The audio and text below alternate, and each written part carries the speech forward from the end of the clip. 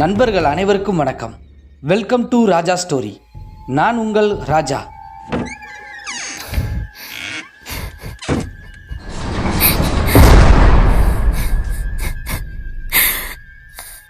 நமது ராஜா ஸ்டோரியில் இன்னைக்கு 178வது எபிசோடாக எங்கே நடந்த ஒரு சம்பவத்தை பற்றி பார்க்க போகிறோம் அப்படின்னு சொல்லி பார்த்தோம்னா, கோவில்பட்டியிலிருந்து சரியாக ஒரு 30 கிலோமீட்டர் சரௌண்டிங்குள் அமைந்துள்ள ஒரு சின்ன கிராமத்தில் அமைந்திருக்கக்கூடிய ஒரு சுடுகாட்டில் இறந்த நபருக்கு சமாதி கட்டும் வேலையில் 2 கொத்தனார்கள் ஈடுபடும் போது செய்யக்கூடாத ஒரு வேலையை ஒரு கொத்தனார் செஞ்ச காரணத்தினால அவருக்கு ஏற்பட்ட அமானுஷ்ய நிகழ்வும் மேற்கொண்டு அது சம்பந்தமாக விசாரிக்கும் போது அந்த சுடுகாட்டில் மற்ற நபர்களுக்கும் அடுத்தடுத்து ஏற்பட்ட அந்த அமானுஷ்யமான திகில் சம்பவத்தை பற்றி தாங்க நாம் இன்னைக்கு 178வது எபிசோடாக நமது சேனலில் பார்க்க போகிறோம்.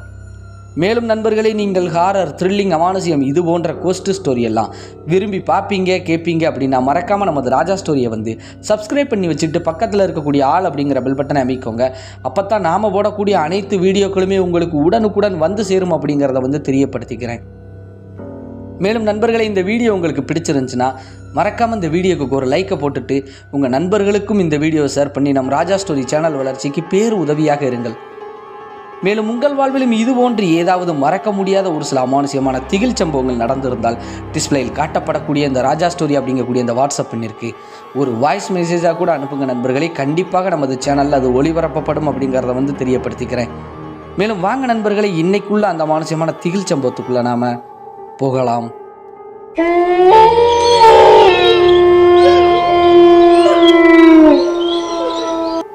நாம் ஏற்கனவே குறிப்பிட்டு சொன்னது போல் இந்த அமானுஷ்யமான திகில் சம்பவம் கோவில்பட்டியிலிருந்து சரியாக ஒரு 30 கிலோமீட்டர் சரௌண்டிங்குள் அமைந்துள்ள ஒரு சின்ன கிராமத்தில் அமையப்பட்டிருக்கக்கூடிய ஒரு சுடுகாட்டில் சமாதி கட்டும் வேலைக்காகத்தான் 2 கொத்தனார்கள் போயிருக்கிறாங்க. கிட்டத்தட்ட இந்த சம்பவம் 2015 அந்த காலகட்டங்களில் தாங்க நடக்குது.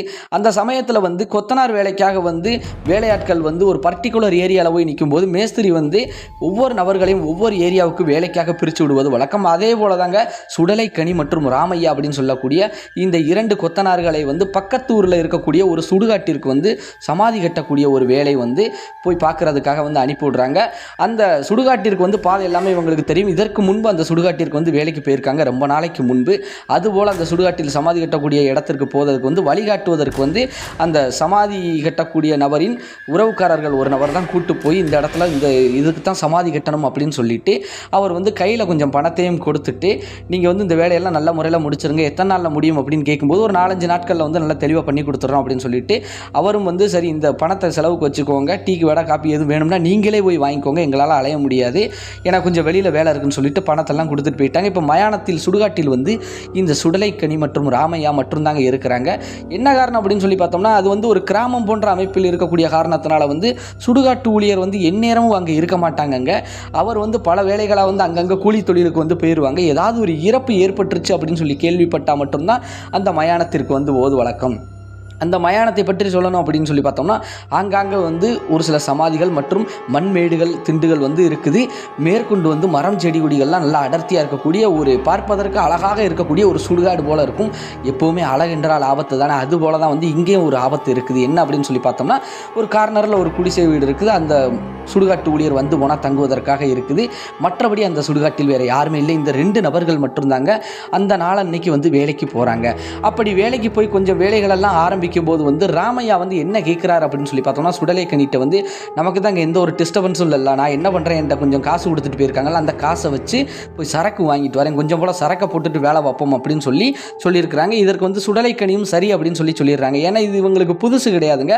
இந்த கொத்தனார் வேலைக்கு ஈடுபடக்கூடிய அந்த நபர்களுக்கு கொஞ்சம் மேல்கால அசதியாக இருக்கும், கொஞ்சம் வேலை அலுப்பு தெரியாமல் இருப்பதற்கு அந்த டயத்தில் குடிச்சுக்கிடுவாங்க கொஞ்சம் போல். அதுபோல தான் சரி அப்படின்னு சொல்லிட்டு கொண்டு வந்த வண்டியை எடுத்துட்டு ராமையா தான் என்ன பண்ணுறாங்க அப்படின்னு சொல்லி பார்த்தோன்னா, பக்கத்தில் இருக்கக்கூடிய ஒயின் ஷாப்புக்கு போய் கொஞ்சம் சரக்கை வாங்கிட்டு வந்துடுறாங்க. அப்படி சுடலைக்கனியை கூப்பிடும்போது சரி வா போய் அடிச்சுட்டு வேலையை பார்க்கலாம் அப்படின்னு சொல்லிட்டு ஆளு கொஞ்சம் கொஞ்சம் அடிக்கலாம் அப்படின்னு சொல்லிட்டு போகிறாங்க. அப்போ இவங்க எதுவும் சைடிஸ் எதுவுமே வாங்கிட்டு வரல, யார் நம்ம ராமையா. அப்போ உடனே சுடலைக்கனி சைடிஸ் வாங்காமல் வெறும் சரக்கு மட்டும் வாங்கிட்டு வந்தால் எப்படி அப்பா குடிக்க அப்படின்னு சொல்லி கேட்கும்போது ஒன்றும் பிரச்சனை இல்லை, என் சாப்பாட்டு கூடையில் கொஞ்சம் தண்ணி இருக்குது, அதை வச்சு அடிச்சுக்கிடும், இங்கே ஒரு தண்ணி கூடை இறக்கி வச்சுருக்கோம்ல, அதை வச்சு அடிச்சுக்கலாம், ஒன்றும் பிரச்சனை கிடையாது. ஆனால் தொட்டுக்கிறதுக்கு நான் நேற்றைக்கு மட்டன் குழம்பு எங்கள் வீட்டில் எடுத்திருந்தது கொஞ்சம் மிச்சம் இருக்குது, ஏன்னா இவங்க ஒரு திங்கக்கிழமை பொழுதுக்கு தான் வேலைக்கு போயிருக்காங்க. அந்த மட்டன் குழம்பு வந்து ஞாயிற்றுக்கிழமை வச்சது கொஞ்சம் மிச்சம் இருக்குது, அதை நான் கொண்டு வந்திருக்கிறேன், அதை வச்சு அடிப்போம். மேற்கொண்டு வந்து ஒரு சில கருவாட்டு துண்டுகளையும் வந்து பொரிச்சு கொண்டு வந்திருக்கேன், இதை வச்சு நம்ம சரக்கு அடிப்போம் அப்படின்னு சொல்லிட்டு அந்த மயானத்தில் வச்சு 2 பேரும் அடிக்கலாம்னு சொல்லிட்டு திட்டம் போடுறாங்க. உட்காந்து சவகாசமெல்லாம் அடிக்க முடியாதுங்க, என்ன வேலை கிடக்குது. அந்த ஒரு காரணத்தினால வந்து எங்கே வச்சு அடிக்கலாம் அப்படின்னு சொல்லிட்டு பார்க்கும்போது ஒரு சமாதியின் மேலே வச்சு அந்த திண்டில் வச்சு அப்படியே அடிச்சிடலான்னு ஒரு முடிவுக்கு வராங்க. காரணம் என்னென்னா, கொஞ்சம் மரத்து நனல் இருக்குது, இங்கே வச்சு அடிச்சுக்கலாம், கொஞ்சம் வாட்டமாக இருக்குன்னு சொல்லிட்டு அந்த சமாதி மேடு மேலே வச்சு முதல்ல வந்து ராமையாவுக்கு வந்து சுடலைக்கனி வந்து சரக்கை ஊற்றி கையில் கொடுத்துட்றாருங்க. அதை வாங்கி ராமையாவும் குடிச்சிட்டு அந்த கருவாடு துண்டுகளை மட்டனையும் கொஞ்சம் சாப்பிட்டுட்டு அதற்கப்புறம் வந்து என்ன பண்ணுறாரு அப்படின்னு சொல்லி பார்த்தோம்னா, சுடலைக்கனிக்கு வந்து ராமையா ஊற்றி கொடுக்குறாரு. அப்படி ஊற்றி கொடுக்கும்போது வந்து அப்படி வாங்கும்போது வந்து கொஞ்சம் கை நழுவிடுதுங்க அந்த சரக்கு. என்ன அப்படின்னு சொல்லி பார்த்தோம்னா, அந்த கருவாடு துண்டு அந்த எண்ணெய் பிசுக்கு இதெல்லாம் இருக்குது இல்லையா, அதனால் கொஞ்சம் கை நழுவி டக்குன்னு என்ன ஆகி போச்சுன்னா அந்த சமாதியில் வந்து கொஞ்சம் வந்து கொட்டிருச்சு. உடனே சுதாரித்து கொண்டு அவர் வந்து டக்குன்னு கிளாஸை தூக்கியிருக்காருங்க. கொஞ்சம் பாதி சரக்கு வரைக்கும் வந்து கீழே போயிருச்சு.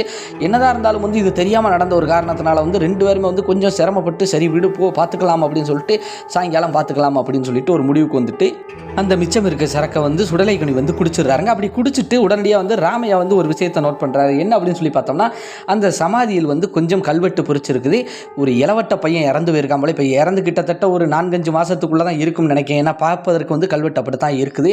அந்த ஒரு காரணத்தினால தான் வந்து அந்த பையன் சரக்கடிக்கு ஆசைப்பட்டு அவன் சரக்கை பிடிங்கிட்டான் போல அப்படின்னு சொல்லிட்டு கொஞ்சம் நக்கல் நயாண்டியாக பேசும்போது, சரி அதெல்லாம் விடு போ சரக்கு மட்டும் குடிச்சு என்ன செய்யறதா 2 கருவாட்டு துண்டை சாப்பிடு அப்படின்னு சொல்லிட்டு சுடலைக்கனி வந்து ஒரு கிண்டலுக்கு வந்து அந்த சமாதி மேலே தூக்கி போட்டுட்டு அப்படியே அவங்க வேலையை வந்து பார்க்குறாங்க. அப்படி வேலையை பார்த்துக்கிட்டு இருக்கும்போது வந்து கொஞ்ச நேரத்திலே வந்து சுடலைக்கனிக்கு வந்து அந்த நினப்பு இருந்துக்கிட்டே இருக்குது. என்னதான் இருந்தாலும் வந்து சரக்கு கொட்டினாலுமே வந்து அந்த நினப்பு இருக்கும் இல்லையா, அதனால் வந்து அப்போக்கப்போ அந்த சமாதியை பார்த்துக்கிட்டே வேலை வந்து நடந்துக்கிட்டே இருக்குது. அப்படி வேலை வந்து பார்த்துக்கிட்டே இருக்கும்போது வந்து எதர்ச்சி அவங்க சரக்கு வச்சு அடித்தாங்களே அந்த சமாதி அப்படி பார்க்கும்போது அந்த சமாதிக்கு பின்பு இருந்து யாரோ நிற்பது எட்டி பார்ப்பது போல் வந்து இவங்களுக்கு வந்து தெளிவாக தெரிய வருது. யாருக்கும் சுடலைக்கனிக்கு அப்படியே ஒரு பயத்தில் வந்து அப்படியே பார்க்குறாரு. வேலை பார்த்துக்கிட்டே வந்து ஒரு பதட்டத்தில் நம்ம பார்க்குறது சரிதானா இல்லை இது என்னது கனவா அப்படின்னு சொல்லிட்டு பார்க்குறாங்க. ஏன்னா ஒரு கருத்த ஒரு உருவம் வந்து அந்த சமாதிக்கு பின்னாடி இருந்து அப்போக்கப்போ வந்து எட்டி பார்ப்பது போல் இருக்குது. இதை பார்த்துக்கிட்டு சுடலைக்கனி வந்து டே அது என்னடா அப்படின்னு சொல்லிட்டு ராமையாட்ட கேட்கும்போது ராமையா வந்து பார்க்கும்போது எதுவுமே தெரியவே இல்லை. அங்கே என்ன இருக்குது ஒன்றும் இல்லை, நீ கொட்டின சரக்கு தான் தெரியுது, கொஞ்சம் போல கருவாடு துண்டு இருக்குது அப்படிங்கும்போது, இல்லைடா அதுக்கு பின்னாடி யாரும் நின்று பார்ப்பது போல இருக்குது அப்படிங்கும்போது, நீ இதே மனசுக்குள்ளே நினச்சிக்கிட்டு இருக்க போய் தான் மாப்பிள்ளை இப்படி இருக்குது அப்படின்னு சொல்லிட்டு அவங்க 2 பேரும் வந்து பேசிக்கிட்டு இருக்காங்க. 2 பேருக்குமே வந்து கிட்டத்தட்ட வந்து ஒரு 40 வயசு வந்து நெருங்கி வந்திருக்குது. 2 பேருமே வந்து உறவுக்காரர்கள் தான் இருந்து வராங்க. அதனால் கொஞ்சம் கிண்டல் கேலியமாக தான் இருப்பாங்க. இதெல்லாம் விட்றா ஒன்றும் கண்டுக்கடாடா அப்படின்னு சொல்லிட்டு அவங்க வந்து அடுத்தடுத்து அவங்க வேலையை வந்து பார்த்துக்கிட்டே இருக்கிறாங்க. அப்படி பார்க்கும் போதெல்லாம் வந்து அடிக்கடி வந்து அந்த சமாதியவே தான் பார்த்துக்கிட்டே இருந்திருக்காரு சுடலைக்கனிக்கு. அவருக்கு வந்து கொஞ்சம் அப்நார்மலாகவே வந்து அந்த இடத்துல இருந்து ஃபீல் பண்ண ஆரம்பிச்சிடுறாரு.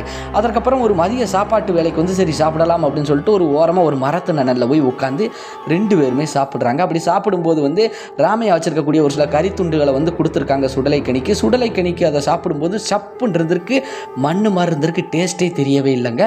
இப்போ ராமையா வந்து டே உனக்கு எதுவும் டேஸ்ட்டு தெரியலையா அப்படிங்கும்போது வந்து எனக்கு ஒரு மாதிரி தான் இருக்குது, காலையில் நல்லா இருந்துச்சு, நான் வீட்டில் சாப்பிட்டு வரும்போது இங்கே கூட நம்ம சாப்பிடும்போது கொஞ்சம் நல்லா தானே இருந்துச்சு, இப்போ டேஸ்ட் என்ன எப்படி ஆயிடுச்சு அப்படிங்கும்போது சுடலைக்கனி வந்து அப்படியே யோசனையில் இருக்காரு. ஆனால் ராமையா என்ன சொல்கிறாரு அப்படின்னு சொல்லி பார்த்தோம்னா, கொஞ்சம் நேரம் அந்த வெயில் அடிக்குது இல்லையா, என்னதான் மரத்து நிழல்ல இருந்தாலும் அந்த வெக்கைக்கு வந்து அப்படியே டேஸ்ட் மாறி இருக்கும் போல அப்படி இப்படின்னு சொல்லி அவங்களே வந்து சமாதானப்படுத்திக்கிட்டு அப்படியே சாப்பிட்டு முடிச்சுட்டு கொஞ்ச நேரம் ஒரு அரை மணி நேரம் வந்து ரெஸ்ட் எடுப்பாங்க. கொஞ்சம் படுத்திருந்து அப்படி படுத்திருந்து ரெஸ்ட் எடுக்கும்போது வந்து இவர் கொஞ்சம் அப்நார்மலாகவே வந்து அந்த இடத்துல இருந்து பயங்கரமாக ஃபீல் பண்ண ஆரம்பிக்கிறாரு சுடலைக்கனி. ராமையாலாம் அவர் வாட்டுக்கு என்ன பண்ணுறாரு, கொஞ்சம் கண்ணை மூடி அப்படியே தூங்க ஆரம்பிச்சிட்டாரு. ஆனால் இந்த சுடலைக்கனிக்கு தூக்கமே வரவே இல்லைங்க. ஏன்னா ஒரு அரை மணி நேரம் படுத்து எழுந்திரிச்சா தான் கொஞ்சம் அடுத்து வேலை பார்க்க கொஞ்சம் நல்லா இருக்கும் அப்படின்னு சொல்லிட்டு அப்படித்தான் தூங்குவது வழக்கம். இப்போ வந்து இவர் எந்திரிச்சு உட்காந்துக்கிட்டு அப்படியே சுற்றி முற்றி பார்க்குறாருங்க. இவருக்கு அந்த மயானம் காடு வந்து அதாவது அந்த சுடுகாடு கொஞ்சம் வித்தியாசமாகவே தெரிய ஆரம்பிக்குது. என்னடா இது இப்படி இருக்குது அப்படின்னு சொல்லிட்டு இவர் வந்து எதையும் போட்டு குழப்பிக்கிடவே இல்லை. அதற்கப்புறம் கொஞ்சம் நேரம் உட்காந்துட்டு வேலையும் வந்து ஆரம்பிக்கிறாங்க. டைம் எல்லாம் நெருங்கி வந்ததுனால அப்படியே வேலையும் வந்து பார்க்குறாங்க. வேலையெல்லாம் அன்னைக்கு பொழுதெல்லாம் முடிச்சுட்டு இவருக்கு நினப்பு ஃபுல்லாகவே வந்து என்ன ஒரு மாதிரியாகவே இருக்குது. ராமையாட்ட சொன்னால் அவன் கிண்டல் கேலி பண்ணுவான், நம்ப மாட்டான் அப்படின்னு சொல்லிட்டு அதற்கப்புறம் வந்து ஏன்னா இது நமக்கு மனக்குழப்பமாக இருக்குமோன்னு சொல்லி கூட அவர் வந்து நினச்சிக்கிட்டே இருக்கிறாரு சுடலைக்கனி. அதனால் இதை பெருசாக கண்டுக்கிடவே இல்லை. அடுத்து வந்து வேலையை முடிச்சுட்டு அப்படியே வீட்டுக்கு கிளம்பி போயிட்டாங்க. அவங்க வீட்டுக்கு போனதுக்கப்புறம் கொஞ்சம் நல்லா இருந்துச்சு அப்படின்னு சொல்லி கேட்டிங்கன்னா, அன்று இரவு அவருக்கு வந்து மறுபடி வந்து ஒரு சில அமானுஷிய சம்பவங்கள் வந்து நடக்குதுங்க. வீட்டில் வச்சே நடக்குது. சுடலைக்கனியா என்ன பண்ணுறாரு அப்படின்னு சொல்லி பார்த்தோன்னா, இரவு வீட்டில் சாப்பிட்டுட்டு அவங்க கணவன் மனைவி மற்றும் ஒரு குழந்தை ஒன்று இருக்குது, பையன் ஒருத்தர் இருக்காருங்க. அவங்க எல்லாருமே வந்து அங்கங்கே படுத்து அப்படியே தூங்கிக்கிட்டு இருக்கிறாங்க. அது கொஞ்சம் ஓட்டு சாய்ப்பு வீடு மாதிரி தாங்க இருக்குது. அப்படி தூங்கிக்கிட்டு இருக்கும்போது வந்து ஓட்டு மேலே வந்து யாரோ நடப்பது போலவும், வீட்டுக்குள்ளே வந்து யாரோ வந்து அப்படியே பாட்டு படிப்பது போல், ஏதோ சத்தம் கொடுப்பது போலெல்லாம் வந்து தெளிவாக தெரியுதுங்க, கேட்குது. யாருக்குன்னா சுடலைக்கணிக்கு தாங்க கேட்டுக்கிட்டு இருக்கு.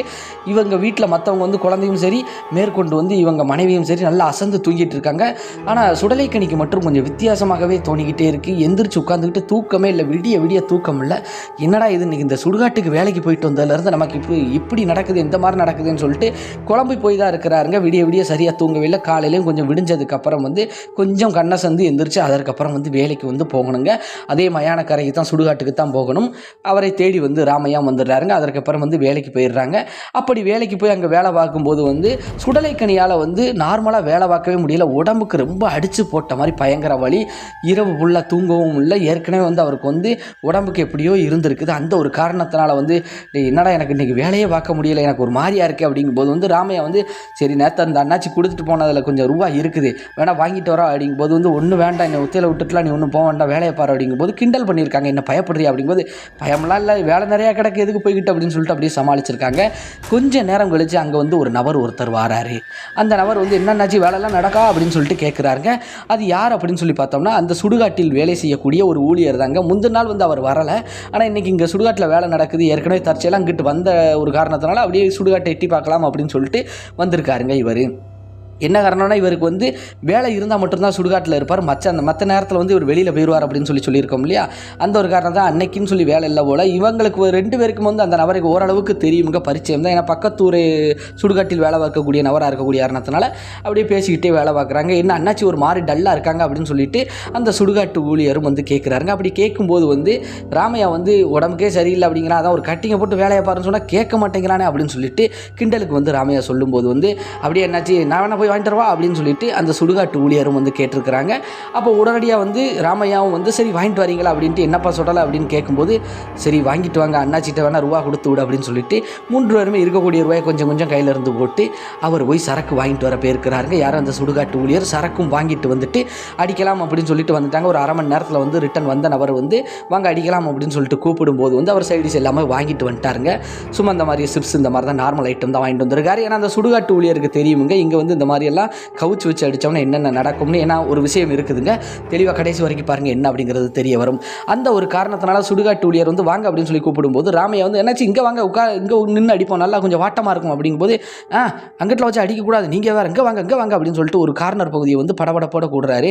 உடனே வந்து சுடலைக்கணியும் சரி ராமையாவும் சரி என்ன காரணத்தினால இங்கே அடிக்கக்கூடாதுங்க, வாங்க இங்கே நேரத்தில் இங்கே வச்சு அடித்தா நல்லாயிருக்கும், அப்படியெல்லாம் ஒன்றும் செய்யாதீங்க, இங்கே வாங்க அப்படின்னு சொல்லிட்டு அந்த சுடுகாட்டு ஊழியர் வந்து கூப்பிடும்போது வந்து சுடலைக்கணிக்கு வந்து ஒரு விஷயம் வந்து யோசிக்க தோணுது. என்னன்னா இவருக்கு வந்து ஏதோ தெரிஞ்சிருக்கு, இவர்கிட்ட கேட்டால் நல்லா தெளிவாக தெரியும்னு சொல்லிட்டு இவர்கிட்ட வந்து மறுபடியும் ஏன் அங்கே வச்சு அடிக்கக்கூடாதுங்கும் போது அந்த சுடுகாட்டு ஊழியர் வந்து எதுவுமே சொல்லலை. இங்கே வாங்க என்னாச்சு அப்படின்னு சொல்லிட்டு ஒரு ஓரத்தில் போய் 3 பேருமே வந்து ஆளாளு கொஞ்சம் கொஞ்சம் நிறந்து குடிச்சிட்டு அதற்கப்புறம் அந்த சைடிஸ் எல்லாம் நின்று சரி வேலையை பார்க்கலாம்னு சொல்லிட்டு வரும்போது வந்து சுடலைக்கணிக்கு மனசே கேட்கல. கொஞ்சம் அப்போ தான் கொஞ்சம் உற்சாகம் வந்திருக்கு. ஏன்னா டல்லாக இருந்த மனுஷன் கொஞ்சம் சரக்குள்ளே போனையும் வேலையும் பார்க்க ஆரம்பிச்சிட்டாரு. அப்படியே வேலை பார்க்க ஆரம்பிக்கும் போது வந்து அப்படியே நைஸாக பேச்சு கொடுக்குறாருங்க அந்த சுடுகாட்டு ஊழியர்கிட்ட. என்ன காரணத்தினால என்னாச்சு அங்கே வேண்டான்னு சொன்னீங்க அப்படின்னு கேட்கும்போது வந்து அவர் கொஞ்ச நேரம் கழித்து ஒரு விஷயத்தை வந்து சொல்கிறாருங்க அந்த சுடுகாட்டு ஊழியர். என்ன சொல்கிறார் அப்படின்னு சொல்லி பார்த்தோம்னா சரியாக ஒரு 4 மாதத்திற்கு முன்பு வந்து ஒரு சம்பவம் ஒன்று நடந்திருக்குதுங்க. அதாவது ஒரு குறிப்பிட்ட ஒரு சமாதியை கை காமிச்சு அந்த சமாதியில் இருக்கக்கூடிய படத்தில் இருக்கக்கூடிய வாலிப பையன் வந்து கொஞ்சம் வயசு பையன், அல்பாயுசில் இறந்து போன பையன் தான் அது, அந்த சமாதி தான் அது. அந்த பையன் வந்து பக்கத்தூரை சார்ந்த ஒரு பையன். அந்த பையன் குடிச்சிட்டு வண்டியில் போகும்போது வந்து எதிர்பாராத விதமாக வந்து டிராக்டரும் அந்த பையன் போன வண்டியும் நேருக்கு நேர் மோதி வந்து அந்த இடத்துல சம்பவ இடத்துல இறந்து போயிட்டான். அதுக்கப்புறம் அந்த பையனுடைய உடம்பை கொண்டு வந்து நானும் என் நண்பர்களும் சேர்ந்து தான் அந்த குடும்பத்தார்கள் உதவியோட வந்து அடக்கம் செய்யலாம் செஞ்சு செய்யும் கட்டெல்லாம் செய்யும்போது பல இடைஞ்சல்கள் வர ஆரம்பிச்சிருச்சு. சரி கொஞ்சம் வயசில் அல்பாயுசில் போன ஒரு ஆன்மா வந்து இப்படி தான் இருக்குங்கிறத நாங்கள் அப்போவே புரிஞ்சுக்கிட்டோம். ஆனால் இருந்தாலும் அந்த எல்லா இறுதிச் சடங்கையும் முடிச்சு விட்டு எல்லாரும் போயிட்டாங்க. அதற்கப்புறம் வந்து இதுக்கு முன்னாடி வரைக்கும் கூட நான் இங்கே தான் அந்த ஓலை குடிசை வீட்டில் தான் தங்கியிருப்பேன். எனக்கு வேலை இருந்தால் வெளியில் வரும், அப்படி இல்லைன்னா அந்த சுடுகாட்டில் நேரத்தை போப்பதற்காக இந்த ஓலை குடிசைக்குள்ளே வந்து இருப்பேன். அப்படி இருக்கும்போது நான் சரக்கு வாங்கிட்டு வந்து கவுச்சு நான்வெஜ் இதை மாதிரியெல்லாம் வச்சு நானே இருப்பேன். கொஞ்சம் ஜாலியாக நிம்மதியாக நான் பாட்டுக்கு ரெஸ்ட் எடுப்பேன். அப்படி இருக்க கொஞ்சம் நாள் ஆக இந்த பையனுடைய ஆன்மாவின் ஆட்டம் இங்கே ஆட ஆரம்பிச்சிருச்சு. ஏன்னா இந்த சமாதியை சுற்றியே யாரோ வருவது போலலாம் இருக்கும். ஒரு ஆண்மகன் வந்து அங்கே உட்காந்து அழுவது போலலாம் இருக்கும். அப்படியே தத்ரூபமாக பார்ப்பேன், நான் ஏதோ குடியார பையங்க தான் வந்திருக்காங்க போல. ஏன்னா இங்கே வந்து வெளியில் இருந்து வந்து இங்கே தண்ணி அடிக்க வரக்கூடிய நபர்களும் இருக்கிறாங்க. அவங்க அடிப்பாங்க, அவங்க வாட்டுக்கு போயிடுவாங்க. ஏன்னா இந்த சுடுகாட்டுக்கு வந்து கேட்டு வாழ்வு எதுவும் கேட்டு எதுவுமே கிடையாது. அந்த ஒரு காரணத்தினால வந்து ஓப்பன் பிளேஸில் இருக்கக்கூடிய காரணத்தினால வந்து இந்த சுடுகாட்டுக்கு வந்து நிறைய பேர் வந்து சரக்கு அடிச்சுட்டு போவது வழக்கம். அப்படி தான் யாராக இருக்கும் நான் முதல் ஆரம்பத்தில் நினச்சேன். அதற்கப்புறம் வந்து வர அப்படியே இந்த குடிசை வீட்டை நெருங்கிக்கிட்டு இங்கேயும் வந்து பல பிரச்சனை எனக்கு நடந்திருக்குது. குடிசை வீட்டுக்கு வெளியிலேருந்து யாரோ அழுவது போலெல்லாம் இருக்கும். அப்படியே லேசாக ஜன்னல் வழியாக அதை பார்த்தோம்னா யாருமே இருக்க மாட்டாங்க. எனக்கே வந்து உடல் நடுக்கம் கொடுக்க ஆரம்பிச்சிருச்சு. அதுக்கப்புறம் என் நண்பர்கள் உதவியோடு வந்து ஒரு சில விவரங்கள்லாம் செஞ்சேன். இங்கே நான் வந்து போகிற நேரங்களுக்கு வந்து இந்த வெள்ளை எருக்களஞ்செடியில் இருந்து ஒரு குச்சியை எடுத்து நான் வந்து கொஞ்சம் செய்முறையெல்லாம் செஞ்சு அதை வந்து வச்சுருக்கேன் கைவசம். அதாவது எட்டி குச்சி அப்படின்னு சொல்லி ஏதோ சொல்லுவாங்களாங்க, அந்த மாதிரி வந்து ஏதோ கைவசம் வச்சுருக்கேன். அதுக்கப்புறம் அந்த ஆன்மாவின் தாக்கம் எனக்கு இருக்காது. ஆனால் இருந்தாலும் அந்த சமாதி ஓரத்தில் இருந்து யாரோ அழுவது போலலாம் இருக்கும். ஒரு ஆள் வந்து தலையில் அடித்து அங்கே உட்காந்துருப்பது போல இருக்கும். அடிக்கடி வந்து நான் பார்த்துருக்கேன். அந்த ஒரு காரணத்தினால இங்கே வர்றதே குறைச்சிக்கிட்டேன். இல்லைன்னா நேற்றையிலேருந்து நான் இங்கே தான் இருக்க வேண்டியது. இப்போ வேலை நடக்குன்னு சொல்லிட்டு தான் உங்களை வந்து பார்க்க வந்தேன். அதனால தான் அந்த பக்கம் போய் அடிக்க வேண்டாம் அப்படின்னு. நான் சாதாரண ஒரு கவுச்சு சாப்பிட்றதுக்கு அந்த ஆன்மா இடைஞ்சல் பண்ணிக்கிட்டு இருக்குது தண்ணி அடிக்கும்போது. அதனால தான் இங்கே போய் அடித்தா சிக்கலாயிருமேன்னு சொல்லிட்டு தான் நான் உங்களை வந்து வேண்டான்னு சொல்லி நான் தடுத்தேன். என்னாச்சு அப்படின்னு சொல்லி அந்த சுடுகாட்டு ஊழியர் சொல்லியிருக்காரு. சுடலைக்கணிக்கு உடனே வந்து உடல் நடுக்கம் கொடுத்துருச்சு. அப்போ நம்ம எல்லாமே நினச்சது பார்த்ததெல்லாம் சரிதான், உண்மைதான் அப்படின்னு சொல்லிட்டு சுடலைக்கணி வந்து என்ன சொல்கிறாருன்னா, ஆமாம் அண்ணாச்சி நீங்கள் சொல்கிறதெல்லாம் சரிதான், நேற்று இந்த மாதிரி எனக்கு ஒரு சம்பவம் நடந்தது, நைட்டெல்லாம் விடிய தூக்கம் கிடையாது அப்படின்னு சொல்லிட்டு எல்லாம் சொல்லும்போது வந்து ராமையாவும் அதிர்ச்சி ஆகிட்டார். அதுக்கப்புறம் தான் ராமையாவே நம்ப ஆரம்பிச்சிருக்காரு. ஏன்னா ராமையாட்ட வந்து முதல் சொல்லும்போது வந்து எந்த ஒரு நம்பிக்கையுமே கிடையாது. சுடலைக்கணி ஏதோ வந்து ஒரு குழப்பத்தில் பேசிகிட்டு இருக்கான் அப்படிங்கிற மாதிரி தான் நினச்சிருந்திருக்காங்க. அதற்கப்புறம் இந்த சுடுகாட்டு ஊழியர் சொன்னது, சுடலைக்கணி சொல்கிறதையும் வச்சு ராமையாவும் நம்ப ஆரம்பிச்சிட்டாங்க. சரி இப்போ நம்ம என்ன தான் பண்ணுறது, வேலை பார்க்கலாம்ல, ஒன்றும் பிரச்சனை இல்லை அப்படிங்கும்போது வந்து சுடலைக்கணி கொஞ்சம் பயம் கொடுத்துருச்சு. ஆனால் இருந்தாலும் அந்த சுடுகாட்டு ஊழியர் என்ன செஞ்சுருக்காரு அப்படின்னா, நீங்கள் ஒன்றும் பயப்பட வேண்டாம், ஏன்டா அந்த வெள்ளை எருக்களங்குச்சி வந்து இன்னும் இருக்குது, அதை கைவசம் வச்சுக்கோங்க, இது ஒரு பாதுகாப்பு, ஒரு அஸ்திரம் மாதிரி தான், அதனால் நீங்கள் எந்த ஒரு பயமும் பயப்பட வேண்டாம். ஒரு ஆன்மா வந்து இந்த மாதிரி வெள்ளை எருக்களஞ்செடிக்கிட்ட வராது வைக்காது, நீங்கள் வந்து அந்த பக்கம் போய் தொந்தரவு பண்ண வேண்டாம். 4 சமாதி கழிச்சு அங்கிட்டு இருக்குது, ஒரு நிழல் வேண்டி நீங்கள் அங்கிட்டு போயிட்டீங்க, இனி அங்கிட்டு போகாதீங்க, நீங்கள் வாட்டுக்கு இங்கே வாங்க, இங்கே இருந்து வேலையை பார்த்துட்டு குடிசை வீட்டுக்கிட்டனாலும் உட்காந்து சாப்பிட்டு அப்படியே போய்க்கோங்க, இன்னும் எத்தனை நாள் வேலை இருக்கும்போது இன்னும் ஒரு 3 நாள் இருக்கும் அப்படின்னு சொல்லிட்டு, சரி 3 நாள் எனக்கு வேலை இல்லைன்னா நாங்கள் வந்து உங்களுக்கு வந்து துணைக்கு வந்திருக்கேன் அப்படிங்கிற மாதிரி அவங்களும் வந்து இருந்திருக்காரு. அந்த சுடுகாட்டு ஊழியரும் அதே போல் வந்து 3 நாள் 4 நாள் கூட ஒரு நாள் வந்து வேலையெல்லாம் முடிச்சுட்டு அதுக்கப்புறம் நிம்மதியாக போயிருக்காங்க. அந்த சுடுகாட்டு ஊழியர் கொடுத்த அந்த எட்டி குச்சியை வந்து கையில் வச்சுக்கிட்டு பாதுகாப்பாக தான் ஒர்க் பண்ணியிருக்காங்க, வேலையை பார்த்துருக்காங்க. ஆனால் இருந்தாலும் இது வரைக்கும் இந்த மாதிரி ஒரு சம்பவத்தை வந்து என் வாழ்நாளே பார்த்தது கிடையாது, மறக்கவே முடியாது அப்படிங்கிற மாதிரி சொல்லியிருக்காங்க. அதில் இருந்து எங்கேயுமே நான்வெஜ்ஜும் சரி, எந்த ஒரு சுடுகாட்டிலையும் சரி சரக்கு அடிச்சுட்டு இந்த மாதிரி வேலை பார்க்குறதெல்லாம் கிடையாதுங்க. கொஞ்சம் பாதுகாப்பாக தான் இருக்கிறாங்களா. அதுக்கப்புறம் கூட அந்த சுடுகாட்டுக்குள்ள வேலைக்கெல்லாம் போனதாகவும் சொல்லியிருக்காங்க. இப்போ வரைக்கும் நான் கொத்தனாராக தான் இருக்கிறேன். என்னுடைய பையனும் வந்து கொத்தனாரத்தான் இருக்கிறாங்க. என்னுடைய பையனுக்கும் நான் இதெல்லாம் சொல்லி கொடுத்துருக்குறேன், இந்த மாதிரியெல்லாம் எந்த ஒரு அசம்பாவத்தில் போய் சிக்கிடக்கூடாது அப்படின்னு சொல்லிட்டு. அதனால தான் எனக்கு நடந்த இந்த சம்பவத்தை வந்து உங்களுக்கு தெரியப்படுத்துவோம்னு சொல்லிட்டு ஒரு சில நபர்கள் வந்து சொன்ன ஒரு காரணத்தினால வந்து நம்ம சேனலை பார்த்து நமக்கு இந்த சம்பவத்தை வந்து அனுப்பி வச்சதாக சொல்லியிருக்காங்க நண்பர்களே. மேலும் இந்த சம்பவம் வந்து எப்படி இருந்தது அப்படிங்கிறத வந்து மறக்காமல் வந்து கமெண்ட் செக்ஷனில் வந்து சொல்லிட்டு போங்கள் என் அருமை நண்பர்களே. உங்கள் வாழ்விலும் இது போன்று ஏதாவது மறக்க முடியாத ஒரு சில அமானுஷ்யமான திகில் சம்பவங்கள் நடந்திருந்தால் டிஸ்பிளேயில் காட்டப்படக்கூடிய இந்த ராஜா ஸ்டோரி அப்படிங்க இந்த வாட்ஸ்அப் எண்ணிற்கு ஒரு வாய்ஸ் மெசேஜாக கூட அனுப்புங்க நண்பர்களே. கண்டிப்பாக நமது சேனலில் அது ஒளிபரப்பப்படும் அப்படிங்கிறத வந்து தெரியப்படுத்திக்கிறேன். மேலும் இந்த வீடியோ உங்களுக்கு பிடிச்சிருந்தா மறக்காம இந்த வீடியோக்கு ஒரு லைக் போட்டுட்டு உங்கள் நண்பர்களுக்கும் இந்த வீடியோவை வந்து ஷேர் பண்ணிடுங்க நண்பர்களே. இப்போ வர நீங்கள் நமது சேனலை வந்து சப்ஸ்கிரைப் பண்ணாமல் தான் பார்க்குறீங்க அப்படின்னா மறக்காமல் சப்ஸ்கிரைப் பண்ணிவிட்டு பக்கத்தில் இருக்கக்கூடிய ஆல் அப்படிங்கிற பெல் பட்டனை அமைக்கோங்க. அப்போ தான் நாம் போடக்கூடிய அனைத்து வீடியோக்களுமே உங்களுக்கு உடனுக்குடன் வந்து சேர்ந்து விடும் அப்படிங்கிறத வந்து தெரியப்படுத்திக்கிறேன் நண்பர்களே. மேலும் நன்றி, வணக்கம் நண்பர்களே. நாம் அடுத்த வீடியோவில் சந்திப்போம்.